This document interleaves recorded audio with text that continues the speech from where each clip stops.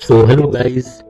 आज के लेक्चर में हम लोग यहाँ पे देखने जा रहे हैं केमिस्ट्री क्लास 12th का एक बहुत इम्पोर्टेंट चैप्टर कोऑर्डिनेशन कंपाउंड, जो कि इतना इम्पोर्टेंट है कि इस साल रीनीट जो एग्ज़ाम हुआ था उसने इस चैप्टर से टोटल 7 क्वेश्चन पूछे थे। ये चीज़ मैंने पहले लिख के यहाँ पे रखी हुई है कि टोटल 7 क्वेश्चन, यहाँ पे ये 6 बाय मिस्टेक लिखा हुआ है, टोटल 7 क्वेश्चन पूछे गए थे इसी चैप्टर से। और मैं आपको दिखा दूंगा कितने क्लोज क्वेश्चंस पूछे गए हैं। दो क्वेश्चन बहुत ही क्लोज लाइन से पूछे गए हैं, या फिर यूँ कहो कि एक ही कॉन्सेप्ट से उठाकर दो क्वेश्चन बना दिए गए हैं।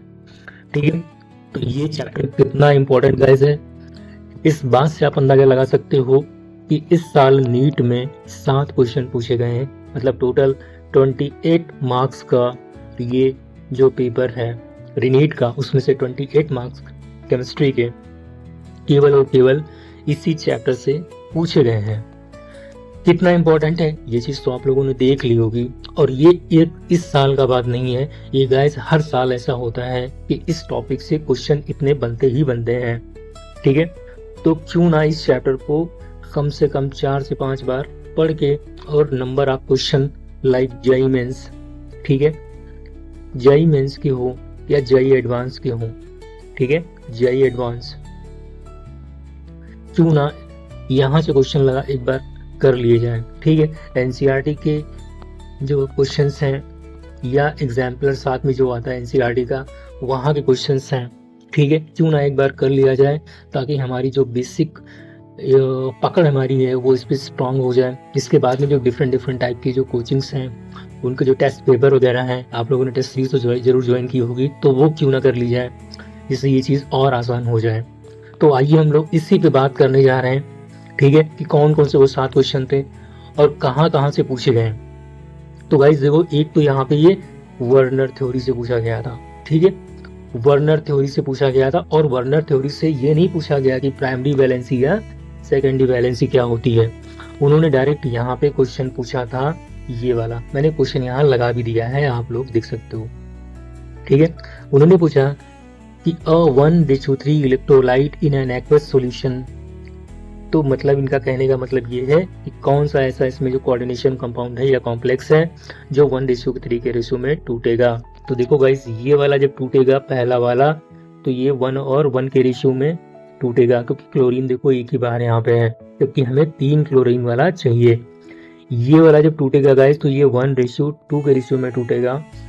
लेकिन थर्ड वाले की बात करें तो थर्ड वाला जब टूटेगा गाइस, ये 1:3 के रेशियो में टूटेगा। ठीक है, तो आंसर तुम्हारा यहाँ पे थर्ड वाला हो गया।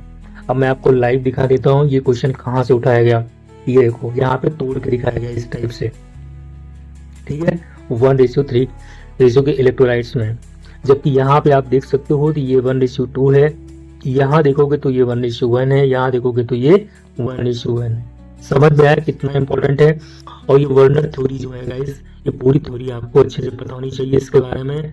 ठीक है, कौन सी इसमें प्राइमरी वैलेंसी होती है, कौन सी इसमें सेकेंडरी वैलेंसी होती है, ब्ला ब्ला ब्ला। वैसे मैंने ये टॉपिक बहुत अच्छे से करवाया है अपने यूट्यूब चैनल पे, तो आप लोग इसको जाके एक बार देख सकते हो और आपको बेनिफिट मिल जाएगा। ठीक है, चलिए अब हम लोग आते हैं यहाँ पे सेकेंड क्वेश्चन पे। यहाँ पे जो सेकेंड क्वेश्चन पूछा गया गाइस, वो पूछा गया है आपका पोटास एलम में पोटेशियम और सल्फेट का रेशियो को लेके पूछा गया है। किसके रेशियो को? पोटेशियम और सल्फेट के रेशियो को लेके पूछा गया है।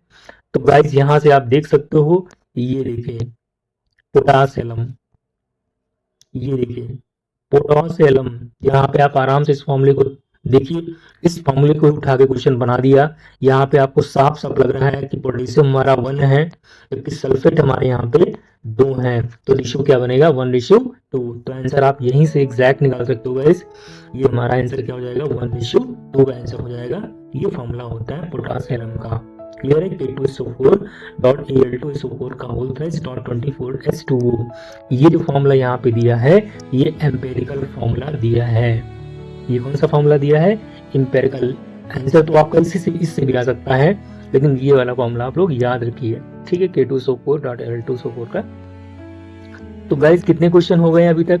अभी तक हम लोगों ने 2 क्वेश्चन किए हैं और 2 क्वेश्चन हमारे एग्जैक्ट वही मिले हैं। कोई इधर से उधर नहीं हुआ है।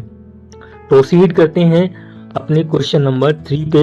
तो वो जो क्वेश्चन पूछा गया था वो पूछा गया था आपके IUPAC नेमिंग को लेके, ठीक है, किसको लेके, IUPAC नेमिंग को लेके। और गाइस इन्होंने कोई भी चेंजेस नहीं किए हैं इस क्वेश्चन में। उन्होंने बोला टेट्रा अमाइन एक्वा क्लोराइडो कोबाल्ट। तो यहाँ पे देखो tetra amine aqua क्लोराइडो cobalt third chloride, और यहाँ पे लिखा है थर्ड क्लोराइड। बस इसी का आपको देखना था।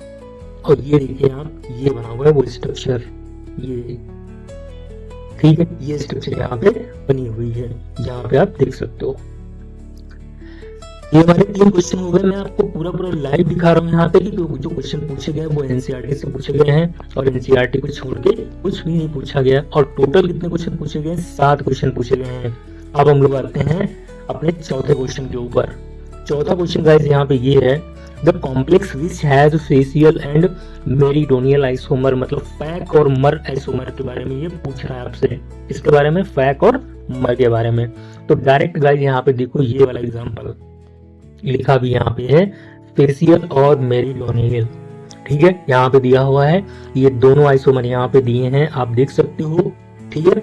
और इसका एग्जांपल क्या है, CONH3 का होल थ्राइस, NO2 का होल थ्राइस।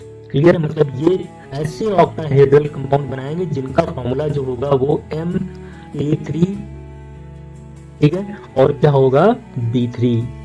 क्लियर है, मतलब दोनों मोनोडेंटेट लिगेंड होने चाहिए। NO2 कैसा है, बाइडेंटेट के मोनोडेंटेट। NO2 कैसा है, ये एम्बीडेंटेट लिगेंड है।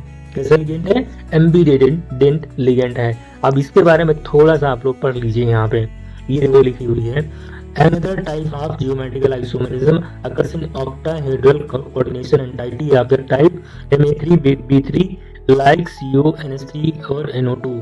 If 3 donor atom of the same ligand occupy adjacent position at the corner of an octahedral face, we have the facial isomer. When the opposite are when the position are around the meridian of the octahedron, we get meridional। मतलब देखो इनका कहने का मतलब ये है कि अगर जो मान लो हमारी ये पोजीशन मिलती है ये वाली, तो this is the meridional isomerism, ठीक है। और अगर जो हमें ये पोजीशन प्राप्त होती है गाइस, ठीक है, तो this is the position facial isomerism. Direct guys question पूछा गया, कोई चेंज नहीं किया इन्होंने, ठीक है। इसके बाद में क्वेश्चन हमारे 5 हो चुके हैं। अब हम लोग छठे क्वेश्चन की तरफ आ रहे हैं। छठा क्वेश्चन में यहाँ पे देखो पूछा गया था, 2 स्टेटमेंट पूछे गए थे, FeOX का 3 और 3 माइनस, ठीक है, और उन्होंने बोला इस कायरल, ठीक है। तो चेक करते हैं यहाँ पे, तो यहाँ पे हम लोग चेक करें इस वाले को, कौन सा, इस वाले को चेक करते हैं। वहां पे क्या था, FeOX लिखा हुआ था, क्या था, FeOX का होल थ्राइस, और यहाँ पे क्या था 3 माइनस, ऐसे लिखा हुआ था। लेकिन गाइस वही तो ये फॉर्मूला है भाई, OX ऑक्सिलेटो इन, ये भी क्या है आपका बाइडेंटेट है, मतलब जैसे आपका ऑक्सिलेटो बाइडेंटेट है वैसे इन आपका बाइडेंटेट है। क्लियर है, तो मतलब सेंट्रल एटम हो, साथ में 3 बाइडेंटेट लिगेंड लगे हों, तो ऐसा जो आपका जियोमेट्रिकल आइसोमर होगा, ऑप्टिकल आइसोमर होगा, उसके दोनों जो हैं वो आपके कैसे होंगे, ऑप्टिकल आइसोमर होंगे। क्लियर है, मतलब दोनों कैसे होंगे, इनेंसियोमर कह सकते हो या ऑप्टिकल आइसोमेरिज्म को शो करेंगे, ठीक है। लेकिन सेकंड स्टेटमेंट यहाँ पे आप चेक करो, second statement is same that chromium और H2O कैसा है, मोनोडेंटेट, और ऑक्सिलेटो कैसा है, बाइडेंटेट लिगेंड। आओ चेक करते हैं, तो देखो CrH2O, देखो हाँ वही देखो CrH2O, ये देखो, बस यहाँ पे क्या किया इन्होंने एक लिगेंड को बदल दिया है, H2O की जगह पे यहाँ पे कर दिया Cl कर दिया है, ठीक है। तो इसमें लिखा out of 2 cis form is chiral optically active. Clear है, मतलब इस वाले कंडीशन में केवल और केवल सिस वाला जो होगा वो कायरल होगा या ऑप्टिकली एक्टिव होगा, ट्रांस वाला नहीं होगा, ठीक है, ट्रांस वाला नहीं होगा गाइस। तो यहाँ पे आप चेक कर लो, इन्होंने कहा है ट्रांस इज कायरल, तो बस यही बात गलत होगी, ट्रांस नहीं होगा। यहाँ पे अगर जो लिखा होता है सिस वाला, सिस सब कुछ एनसीईआरटी में दिया गया है सर, सब कुछ एनसीईआरटी में दिया है। तो सिस वाला होता तो ये दोनों स्टेटमेंट सही होते हैं, लेकिन अभी क्या है यहाँ पे एक स्टेटमेंट ही सही है ना गाइस। अभी तक आप लोगों ने देखा है, पूरा वीडियो आप लोग वॉच कीजिए प्रॉपर, बहुत अच्छे तरीके से। यहाँ पे मैं पूरा आपको ओवरव्यू दिखा रहा हूँ, 7 क्वेश्चन जो पूछे गए हैं नीट रीनीट में, ठीक है। और अगर जो मन करे तो चैनल को सब्सक्राइब भी कर देना, ठीक है। तो उसमें कोई बहुत बड़ी बात नहीं होगी, मेहनत की है और ऐसे में करता रहूंगा आप लोगों के लिए। देखो यहाँ पे गाइस क्या है, इस वाले कॉन्सेप्ट को मैं आपको बता दूं, ये कॉन्सेप्ट कई लोग जो है इसको वीबीटी के थ्रू सॉल्व करते हैं। मैं आपको बताऊंगा तरीका इसका। अगर जो आपको कॉम्प्लेक्स दिया हो इस टाइप से और आपसे पूछा गया है among the species given below the spin only magnetic moment is highest, मतलब इनका डायरेक्टली पूछने का मतलब है कि आप नंबर ऑफ अनपेड इलेक्ट्रॉन बता दो, उसमें सबसे ज्यादा किसमें होंगे। तो गाइस अगर जो आपको कॉम्प्लेक्स में नंबर ऑफ अनपेड इलेक्ट्रॉन निकालने हो तो हमेशा आपको यूज करनी है crystal field theory. Crystal field theory use करनी है, वीबीटी नहीं यूज करनी है, मतलब वैलेंस बॉन्ड थ्योरी नहीं यूज करनी है। अभी जो फ्रेशर लोग होंगे उनको ये चीज समझ में नहीं आ रही होगी, आई नो, लेकिन जो टॉपर होंगे उनको समझ में आ गया होगा कि मैं क्या बोलना यहाँ बल बोले कोशिश कर रहा हूँ। तो क्रिस्टल फील्ड जो थ्योरी होती है वो ऑक्टाहेड्रल टेट्राहेड्रल दोनों के लिए होती है, नो डाउट।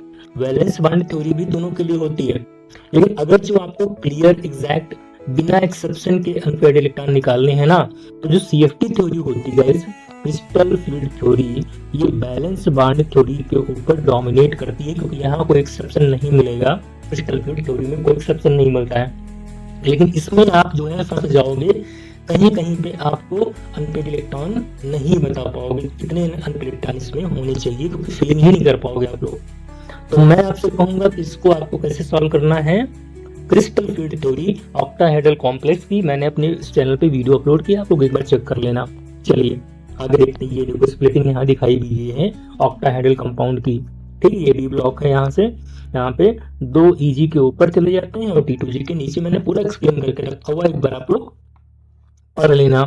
अब देखो डायरेक्ट क्वेश्चन यहाँ पे क्रिस्टल फील्ड थ्योरी से दूसरा वाला पूछ लिया हमने। दूसरा क्वेश्चन क्रिस्टल फील्ड थ्योरी कितनी इंपॉर्टेंट है, उन्होंने लीगेंड की स्ट्रेंथ पूछ ली है, लीगेंड की स्ट्रेंथ पूछ ली है। तो भैया 2-3 हमेशा याद करके रखा करो। एक तो ये कार्बन डोनर वाला कार्बोनिल CO, ठीक है। इसके बाद आता है CN, आपका काम वैसे मेरे हिसाब से यहीं से चल जाना चाहिए था। क्वेश्चन इन आता है इसके बाद में है, और फिर आती है आपकी FE अमोनिया। आप देख लो यहाँ पे O और अमोनिया, ठीक। अब को वाटर अमोनिया यार यहाँ पे कैसे रख दोगे, ये देखो अमोनिया से ज्यादा क्लोराइड, ये तो बहुत लास्ट में आता है, ये तो बिल्कुल गलत हो गया, ये भी गलत हो गया। तो सीधे बहुत इजी क्वेश्चन था, लेकिन मैं आपको कहूंगा इसको याद कर डालो भैया, ये बहुत इंपॉर्टेंट है आपकी सीरीज, स्पेक्ट्रोकेमिकल सीरीज को बोलते हैं, और ये आप याद कर डालो तो ज्यादा है, क्योंकि यहाँ पे आपका बहुत सारे क्वेश्चन निकलने वाले हैं इस सीरीज से। सबसे ज्यादा कोबाल्ट, साइनाइड, वही इथाइलिन डाइमाइन, अमोनिया, एट्टाफोर, NCS माइनस, देखो इसी का एम्बीडेंटेड लिगेंड HCN माइनस यहाँ पे लिखा हुआ है, ध्यान देना। वाटर, वाटर के बाद में जितने ही सब हैं ये वीक फील्ड लिगेंड कहे जाते हैं। वाटर के पहले वाले जितने सारे क्या होते हैं, स्ट्रॉन्ग फील्ड लिगेंड। क्लियर है ये बात, हो जाएगा गाइस। अब आपको क्या करना है, 7 क्वेश्चन मैंने आपको दिखा दिए इसमें। हो सकता है कि इस साल जो है क्रिस्टल फील्ड स्प्लिटिंग इन टेट्राहेड्रल कंपाउंड पूछ ली जाए, तो कोई बहुत बड़ी बात नहीं, इसका एक फॉर्मूला होता है। अगर जो आपने ऑक्टाहेड्रल की निकाल ली है तो टेट्राहेड्रल जो होती है वो 4/9, मतलब बहुत कम होती है, ठीक है, लगभग 4/9 टाइम कम होती है ऑक्टाहेड्रल एनर्जी से। क्लियर, तो ऐसे भी आप बता सकते हो। फिलहाल 7 के 7 क्वेश्चन गाइज आपके एनसीईआरटी से ही पूछे गए हैं, कहीं से कोई क्वेश्चन नहीं बना बाहर है। इस चैप्टर को कम से कम आप लोग 4 से 5 बार पढ़िए, रिवाइज कीजिए, इसके सारे क्वेश्चन कीजिए, ठीक। अगर जो बाहर से क्वेश्चन नहीं भी कर पा रहे तो कोई बहुत बड़ी बात नहीं है, सारे क्वेश्चन आपके यहीं से पूछे जाएंगे नीट 2027 में, ये 100% मैं गारंटीज की ले रहा हूँ। एक ये टॉपिक और एक डी ब्लॉक वाला, उसमें भी कम से कम 5-6 क्वेश्चन पूछे गए थे इस बार। तो डी ब्लॉक और कोऑर्डिनेशन, ये 2 चैप्टर मिला के कम से कम 14 सवाल हर साल पूछे जा रहे हैं, कम से कम 14 सवाल, और 14 सवाल का नंबर का मतलब हो गया 56। और ये अगर जो आप 180 को 56 से डिवाइड मारें, ठीक है, तो कितना आएगा आपको पता है, कितने % गिरेगा आपका डाटा। 108 10 18 95 10 100 और यहाँ पे ये इतना नहीं आएगा।